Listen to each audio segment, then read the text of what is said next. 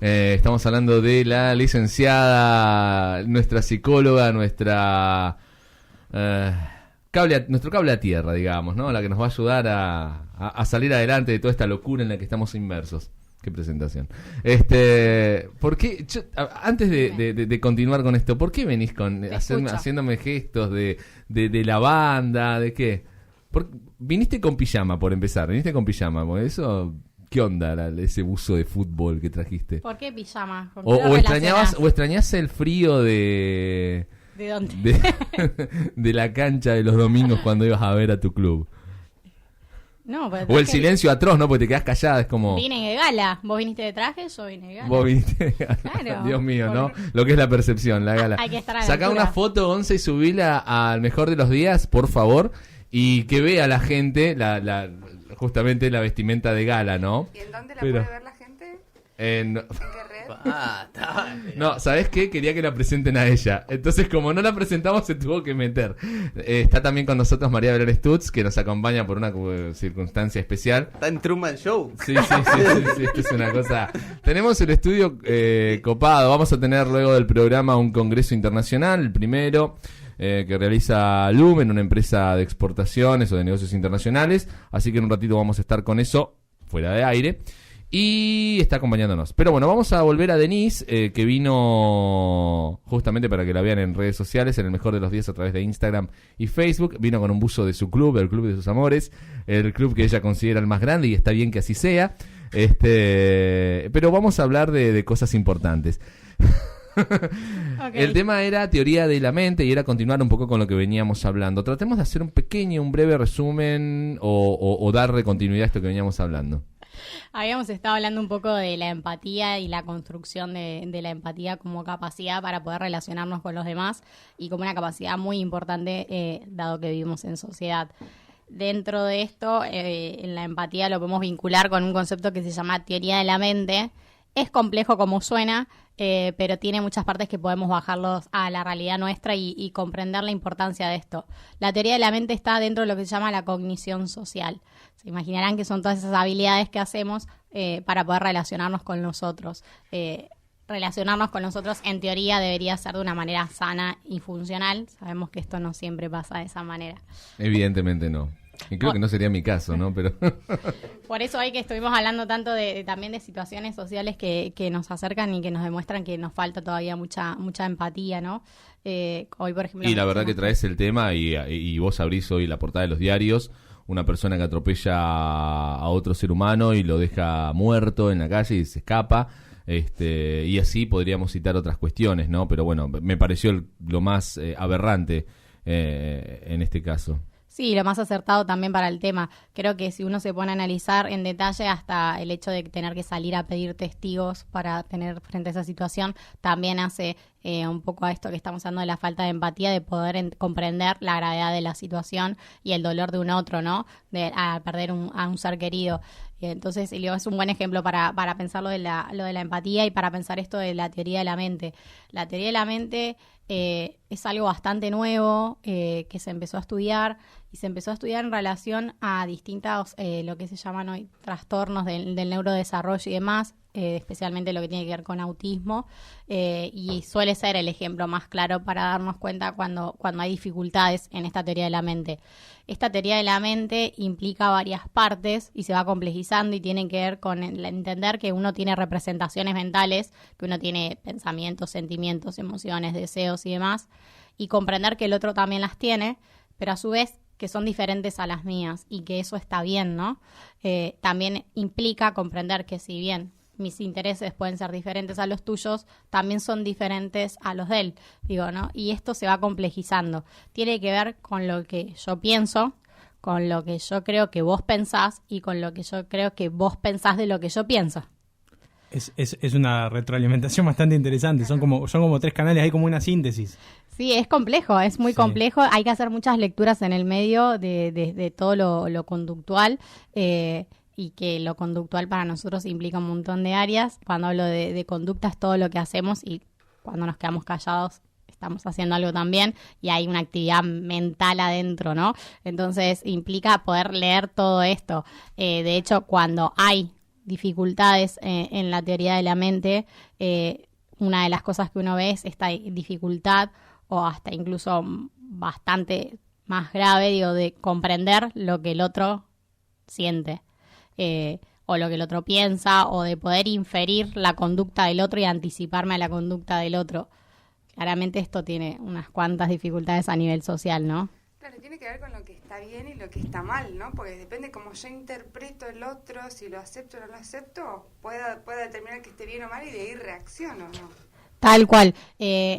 Cuando hay dificultades en la teoría de la mente, hay dificultades de diversos tipos.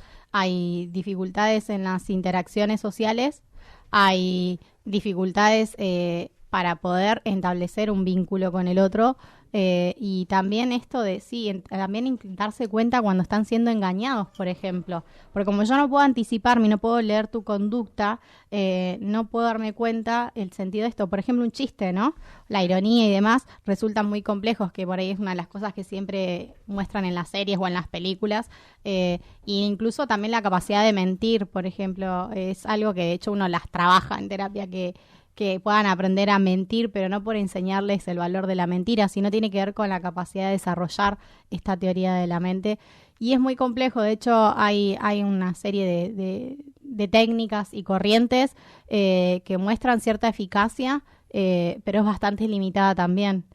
Así que es tan nuevo, digo, que todavía se está trabajando cómo se labura eso cuando hay dificultades que son bastante importantes. En realidad impregnado por la cultura, o sea, porque digo, vos hablas de esto y hablas entre dos personas que pueden ser dos pares del mismo país, pero esto mismo se interpreta cuando vos hablas con gente de otros países, con otra cultura, otros valores, otra forma de, como vos decís, saludar, de mostrar, de reírse de un chiste, cosas distintas que le dan risa, ¿no? Y qué complejo que es esto. Sí, incluso con personas que comparten una misma cultura, porque también está inmerso, o sea, digo, nos vamos yendo de lo macro a lo micro a la subcultura, y después está inmerso también lo propio de cada uno, la individualidad, nunca la podemos perder. Cuando hablamos incluso de autismo y demás, siempre hay una cuestión de individualidad, o sea, lo personal, lo íntimo de cada uno, ¿no? Y eso también depende también, bueno, de los modos de crianza, el ambiente donde estemos, digo, hay un montón de cosas más micro que se van poniendo en la persona. Por eso parece como algo que incluso por ahí, bueno, yo no sé, no tengo un problema en la teoría de la mente porque no tengo ninguna dificultad de neurodesarrollo, y en realidad nos cuesta un montón estas cuestiones de poder inferir, porque yo tengo que inferir lo que vos pensás, pero desde vos, no desde mí. Claro, es como ponerte en el lugar del otro y desde ahí entender o hablar o poder comunicarte, ¿no? Algo así sería. Sí, pero como decíamos la otra vez, es más complejo, porque en realidad no solo me pongo en el lugar de otro, la famosa frase en mis zapatos, claro. Me tengo que poner en tu cabeza. En la piel del otro, prácticamente pensar desde su óptica, no desde la tuya, porque es verdad, yo puedo decir, me pongo en tu lugar. Y en mi caso, ¿no? ¿Cómo hago para ponerme en tu lugar y ver y entender cómo lo estás visibilizando vos? Porque yo puedo tomar simplemente la situación que me estás contando y decir, yo en tu lugar haría, pero yo no puedo decirte yo en tu lugar haría, ¿por qué? Porque no sé cómo lo estás viviendo, vivenciando, sintiendo vos. Entonces, primero tengo que hacer todo un proceso, analizar qué es lo que te está pasando, conocer un poco, si se quiere, de tu historia para tratar de entender cómo podés llegar a pensarlo vos, para de esa manera internalizar esto que a vos te pasa y poder acompañarte, ni siquiera decirte qué. Creo que va por ahí, ¿no? Exacto. Es por acá, ¿no? Sí, es por ahí. Y además, esto nos afecta también y es importante para un montón de situaciones, te digo, a ver, no solo para una cuestión, digamos, personal de interacción, sino para lo podemos llevar, temas que tocamos hoy, temas que tienen que ver con empresas, temas que tienen que ver con los negocios, que tienen que ver con lo político, que tienen que ver con movimientos sociales, todo eso requiere eso. ¿Por qué? Porque cuando yo puedo ponerme desde ese lugar, yo puedo comprender desde tu óptica, puedo, además de tener una mirada más empática y no tan crítica, una mirada un poco más autocompasiva, puedo además, si yo quiero generar cambios, saber desde qué puntos tengo que partir. Digo, cuando buscamos generar en el otro un impacto, queremos llegar, vender un producto, comprender qué le pasa a mis empleados, digo, hay un montón de áreas. O quiero esto, que darse cuenta que la visión que estamos sosteniendo no es la adecuada.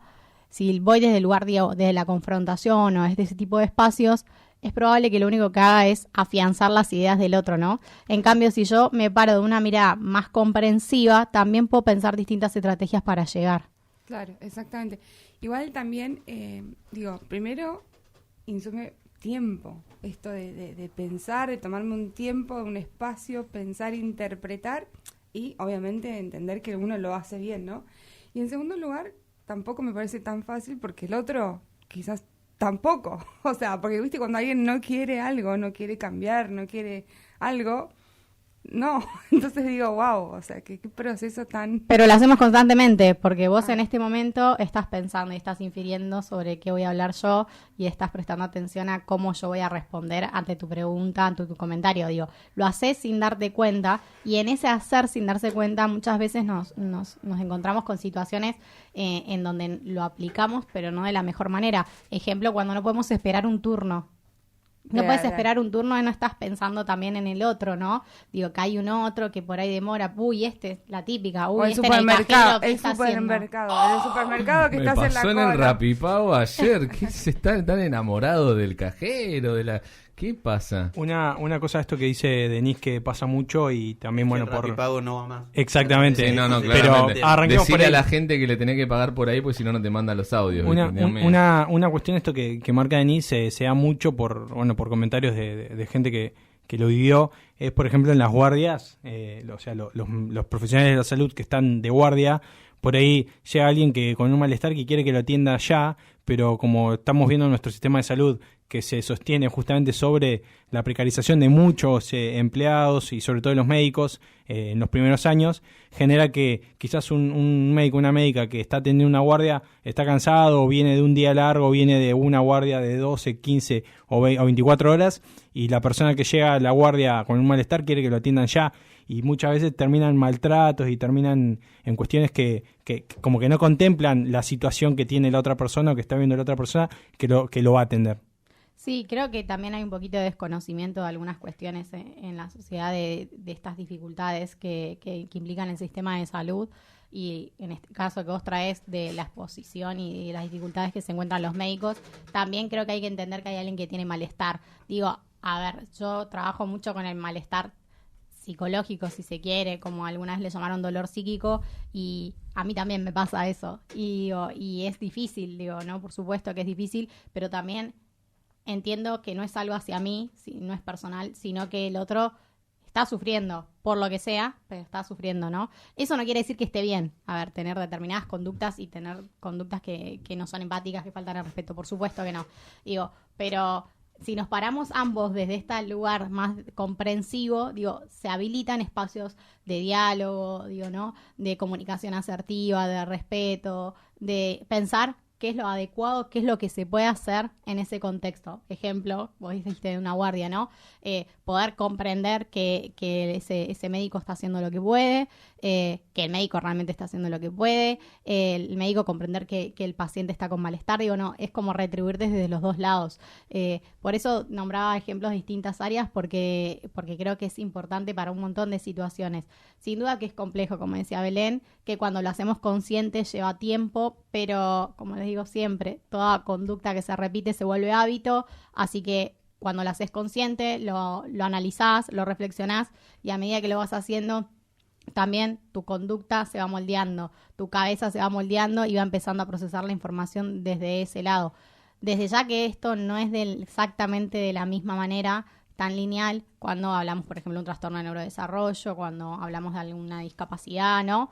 Que se puede dar por un montón de cosas, porque discapacidad también lo tenemos medio encajonado a ciertas cuestiones y nos encontramos con una discapacidad, por ejemplo, a veces en un post-ACV, cosas así. También hablamos de discapacidad y ahí, el panorama es otro y pueden verse estructuras anatómicas afectadas y ahí se complica un poquito más la situación, que sigue siendo una posibilidad de cambio.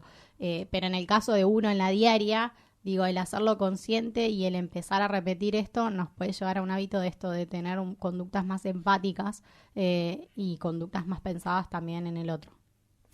Bueno, vamos a hacer una cosa, vamos a hacer un pequeño corte acá. Lo que vamos a seguir hablando es un tema que dispara muchos otros interrogantes y seguramente va a dar pie a otros temas que seguramente va a traer bien preparado nuestra psicóloga, como siempre, que ella viene y nos ilumina. Gracias, Denise. Vamos obviamente a tenerla a ella en el programa y en un ratito volvemos con